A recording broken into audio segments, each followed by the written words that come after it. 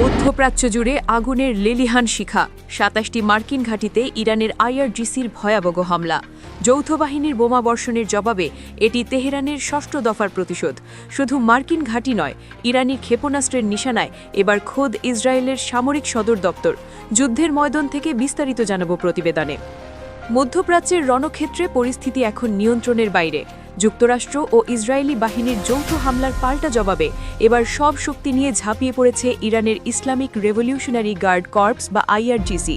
ইরানের রাষ্ট্রীয় সংবাদ মাধ্যমগুলো নিশ্চিত করেছে যে এই অভিযানে মধ্যপ্রাচ্যের বিভিন্ন প্রান্তে অবস্থিত ২৭টি মার্কিন সামরিক ঘাঁটিকে লক্ষ্য করে ব্যাপক ক্ষেপণাস্ত্র ও ড্রোন নিক্ষেপ করা হয়েছে।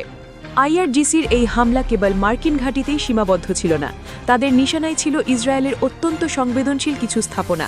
এর মধ্যে রয়েছে তেল নভ বিমান ঘাঁটি এবং তেল আবিবে অবস্থিত ইসরায়েলি সেনাবাহিনীর প্রধান সদর দপ্তর হাকিরিয়া। এমনকি একই শহরের একটি বিশাল প্রতিরক্ষা শিল্প কমপ্লেক্সেও ভয়াবহ হামলার দাবি করেছে তেহরান। ইরান এই হামলাকে তাদের প্রতিশোধের কেবল শুরু হিসেবে অভিহিত করেছে। আইআরজিসির পক্ষ থেকে দেওয়া এক হুঁশিয়ারিতে বলা হয়েছে, ভবিষ্যতে আরও কঠোর এবং ভিন্নধর্মী পদক্ষেপ গ্রহণ করা হবে, যা শত্রুপক্ষকে একের পর এক শোচনীয় আঘাতের সম্মুখীন করবে। অর্থাৎ এই সংঘাত যে দীর্ঘমেয়াদী